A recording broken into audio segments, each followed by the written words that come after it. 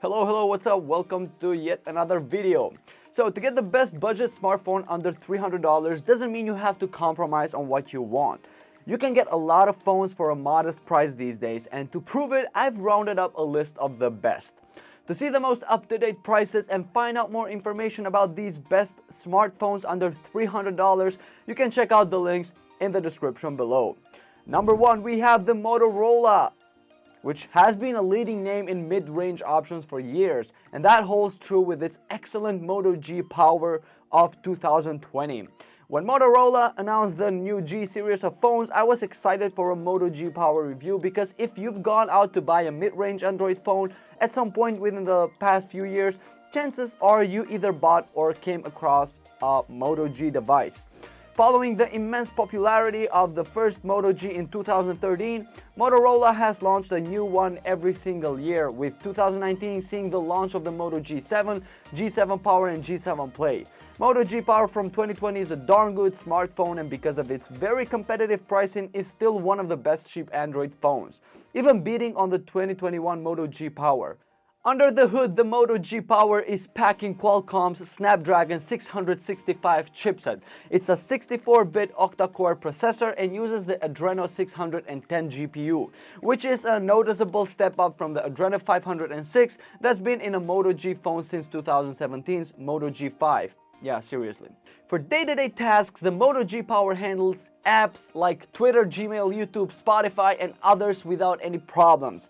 The 4GB of RAM isn't the best of multitasking, but in general, the phone opens apps on command, powers them just fine, and doesn't leave you waiting too long to do what you want it to. Animations sometimes get hung up when multitasking or moving too fast in an app, but it's nothing that completely tarnishes the user experience. More just a minor annoyance. Even better, you can keep playing your games and running your apps without having to ever stress out over your battery life. Simply put, the Moto G Power is an endurance beast. There's a 5000 mAh battery cramped inside the G Power, which certainly plays a role in the phone's weightiness, 199 grams to be exact. Motorola advertises up to 3 days of use on a single charge, and thankfully I found that claim to be very accurate. Moving on, making to the second spot, we have the Xiaomi Redmi Note 10 Pro, which brings amazing value to the table for the money. The Xiaomi Redmi Note 10 Pro is one of the best phone bargains of the last 12 months. It gets so close to the day-to-day experience of a $1,000 phone. The Xiaomi Redmi Note 10 Pro has a mix of high-end and low-end design traits. For example, you get a headphone jack like cheap phones, but the Redmi Note 10 Pro's back is lightly curved Gorilla Glass, not the plastic many far more expensive phones use today. The Redmi Note 10 Pro isn't too thick at 8.1mm, and its sub 200 gram weight, 193 grams, is not distractingly high. The Xiaomi Redmi Note 10 Pro screen is also exemplary. It's a large 6.67-inch 1080 to 24,000 OLED display with a 120Hz panel. It offers good sharpness, excellent contrast, deep color, and enough space to come across as a display made for video and gaming. The OLED panel is also a great showcase for the high refresh rate. The Xiaomi Redmi Note 10 Pro also has exactly the sort of chipset we'd hope for in a phone of this class. It's the Snapdragon 632G, a mid-range processor with some optimizations for gaming, which boils down to a higher clock graphics section.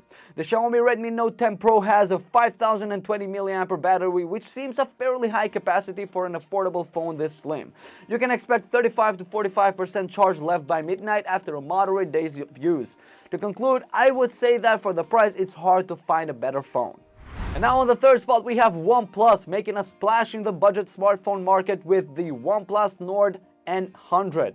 The N100 is OnePlus's least expensive smartphone to date, and it debuted with plenty of hits and only a few misses. Its mediocre cameras and plastically built fail to impress, but those concessions are common at this price point. The qualities that matter most for day in, day out use are display, performance, and battery life, and there the N100 does not compromise. Among phones in the sub $200 price range, this one is a standout. A Qualcomm Snapdragon 460 chipset and 4GB of RAM power the N100. There's a 64GB of onboard storage with about 46GB available out of the box. A micro SD slot makes it easier to add additional storage. On the hardware front, the N100 has a clear advantage over the Moto G Play. Both have the same Snapdragon 460 processor, but the Motorola phone only has 3GB of RAM and half the storage space. Performance is solid for the price. The N100 handles basic tasks such as web browsing and streaming Netflix with ease. There's an ever so slight lag when opening apps or using the keyboard, but it's not at all bothersome. On the fourth spot, Motorola impressing us again with the Moto G Stylus 2021. Calling the 2021 Motorola Moto G Stylus the best budget stylus phone feels a bit like a backhanded compliment. There's more or less just one other contender for that title, the LG Stylus 6, which is too underpowered to recommend. But the G Stylus doesn't just win by default, it's actually a well-rounded and capable phone for under $300. It offers a big 6.8-inch 1080p screen, a generous 128GB of built-in storage, and a Snapdragon 678 processor with 4GB of RAM. Other highlights include a 48-megapixel main camera accompanied by ultra-wide and macro rear cameras, a 4000 mAh battery, a water-repellent design, and a fingerprint sensor embedded in the recessed power button. It's a well-rounded set of features for a budget device, even without considering the G Stylus's headline feature. For all you Android gamers or power users on a budget, on the fifth spot we have the POCO X3 Pro. The Xiaomi POCO X3 Pro is essentially an updated version of 2020's excellent POCO X3 NFC.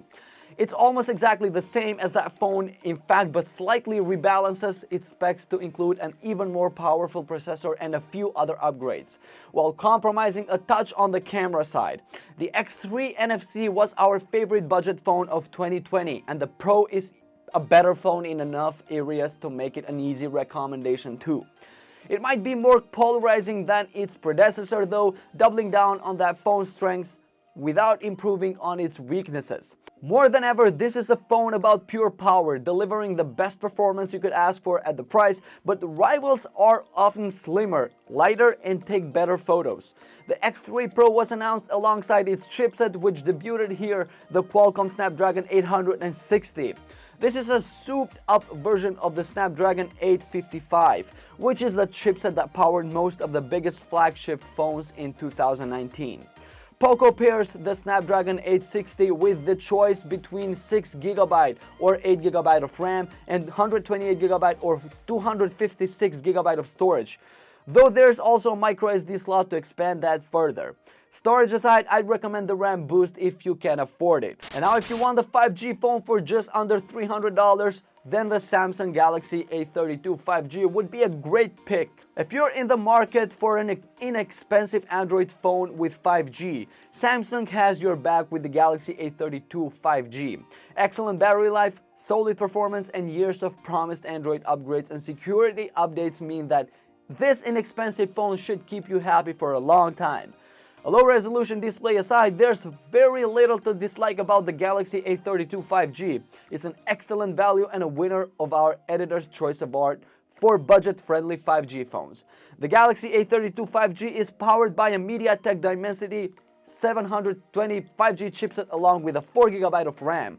There's 64GB of storage with about 46GB available out of the box. If that's not enough, you can add up to an additional terabyte of external storage with a micro SD card.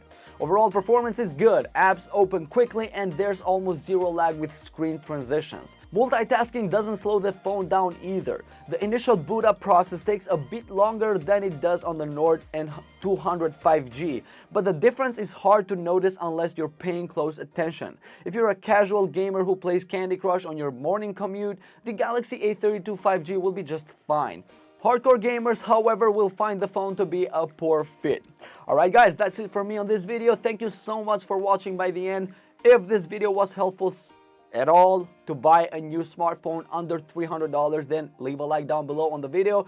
Also, if you have any questions about these products we just mentioned on the video, then drop a comment down below on the comment sections. Alright guys, once again, thank you so much, and I'll see you guys on the next video. Peace out.